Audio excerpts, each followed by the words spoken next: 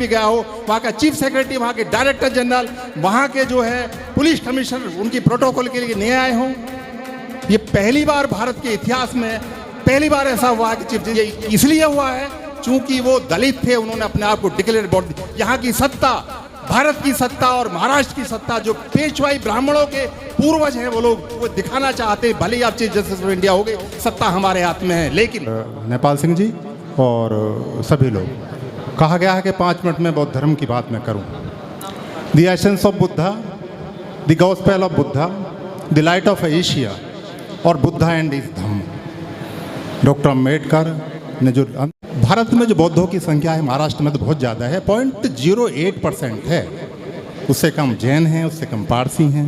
तो क्या आपको, हम सबको लगता है कि बौद्ध धर्म का विस्तार और प्रसार हो रहा है? हम लोग जो है वो है, लेकिन हमने नोट नहीं कर रखा। जहाँ तक मैं वर्तमान हालातों की भी बात करता हूँ, क्योंकि डिक्लाइन जहाँ तक ये भारत की, देखिए 2 चीज़ होती हैं। अशोक सम्राट ने बौद्ध धर्म का प्रचार और प्रसार के लिए अपना पूर्ण जमानत दिया कलिंग के युद्ध के बाद में। जब लाखों लोग उसमें मरे तो उन्होंने बौद्ध धर्म को एक्सेप्ट किया। उन्होंने संघमित्रा और अपने बेटों को श्रीलंका भेजा।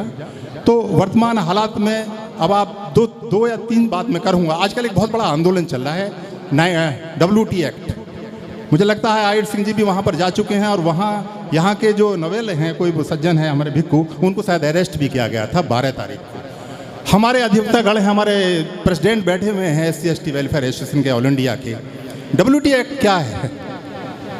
मतलब BT एक्ट, बौद्धिस्ट एक्ट जो है 1949, हमारे आयर सिंह भी कहते हैं, हमारे गुरु हैं।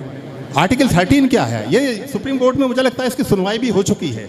हमारे एक सज्जन आर्वेकर जो महाराष्ट्र के हैं, उन्होंने इसको प्रेजेंट भी किया है।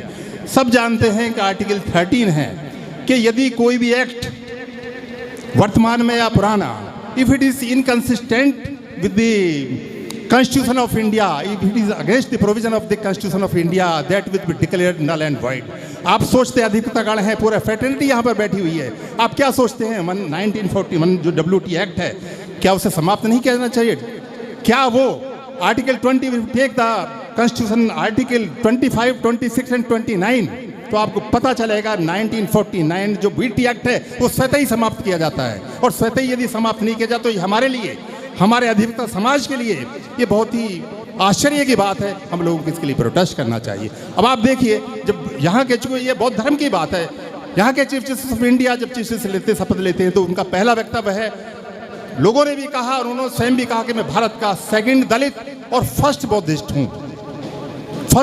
हूँ, और जो महाराष्ट्र में जाते हैं, हमारे जो अध्यक्ष हैं उन्होंने बताया था। आप ये देखिए कि राजा का जो संरक्षण होता है, क्या ये 2 विचारधारा यहाँ पर चल रही है, एक बौद्धिस्ट की विचारधारा, एक संविधान की विचारधारा, एक RSS और मनोवादी विचारधारा, 2 का जो है बहुत ज़्यादा कंटेस्ट है। हमें, हमारे अधिवक्ता, विशेषकर हमारे लोगों के लिए ये चुनौती विषय है कि जब chief justice of India Maharashtra में जाते हैं तो उन्हें प्रोटोकॉल नहीं दिया जाता। अभी कभी भारत में ऐसा हुआ है कि कोई भी चीफ जस्टिस ऑफ इंडिया अपने गृह राज्य में कहीं भी गया हो, वहाँ का चीफ सेक्रेटरी, वहाँ के डायरेक्टर जनरल, वहाँ के जो है पुलिस कमिश्नर उनकी प्रोटोकॉल के लिए नए आए हों। ये पहली बार भारत के इतिहास में पहली बार ऐसा हुआ है कि चीफ जस्टिस, किस लिए हुआ? बस ये इसलिए हुआ है चूंकि वो दलित थे, उन्होंने अपने आप को डिक्लेयर बोल दिया। यहाँ की सत्ता, भारत की सत्ता और महाराष्ट्र की सत्ता, जो पेशवाई ब्राह्मणों के पूर्वज हैं वो लोग वो दिखाना चाहते हैं, भले ही आप चीफ जस्टिस ऑफ इंडिया हो गए, सत्ता हमारे हाथ में है। लेकिन जैसे ही उन्होंने अपना आक्रोश प्रकट किया, जब वो चैत्य भूमि पहुंचे, डायरेक्टर जनरल और वहाँ के चीफ सेक्रेटरी चैत्य भूमि में वहाँ साथ थे, क्या ये जो इंस्ट्रक्शंस वहाँ पे दी गई हैं, क्या आप सोचते हैं कि बिना चीफ मिनिस्टर के क्या ऐसा हो सकता है कि वो तीनों जो डिग्निटीज हैं चीफ जस्टिस ऑफ इंडिया की अगवानी के लिए ना जाएं? दूसरा जो चल रहा है, अब आप देखिए सुप्रीम कोर्ट में डॉक्टर अम्बेडकर की ये विचारधारा है, बौद्धिस्ट की विचारधारा, अम्बेडकर विचारधारा, ये आप चीफ जस्टिस, आप देखिए 26 नवंबर 2023 में बुद्ध वहाँ की डॉक्टर अम्बेडकर की प्रतिमा लगी। तो फिर क्या वजह है कि ग्वालियर पीठ में कुछ लोग जो कि एक्स वहाँ के स्टेशन के लोग हैं उसे नहीं लगने दे रहे? ये क्या हमारा फेल्योर नहीं है? क्या ये हमारा फेल्योर नहीं है? मनुस्मृति की यदि मूर्ति लग सकती है और तो डॉक्टर अम्बेडकर की वहाँ पे मूर्ति लगी। इसलिए मेरा आप सभी लोगों से अनुरोध है कि हम अपनी विचारधारा को, बौद्धिस्ट विचारधारा का मतलब है Buddhist philosophy, the philosophy of the constitution, Buddhist philosophy the Magna carta से लेकर जितने भी जो आर्टिकल जितना बोले हैं उनका पूरा जीवन का यह सार यदि हम देखें तो बौद्धिस्ट विचारधारा है, उनका जीवन साथ मानवता स्वतंत्रता सद्भावना से है जो जीवन उन्होंने डॉक्टर अम्बेडकर ने बताया। This is the philosophy of the Buddhist philosophy जो उन्होंने वहाँ से ली है। इसलिए हम सभी का दायित्व है।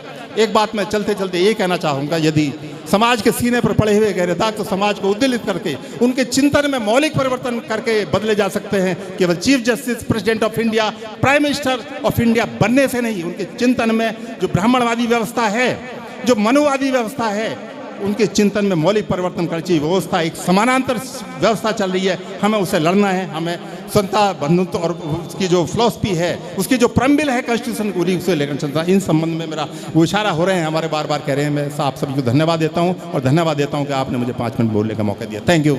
जय भीम, नमो बुद्धाय।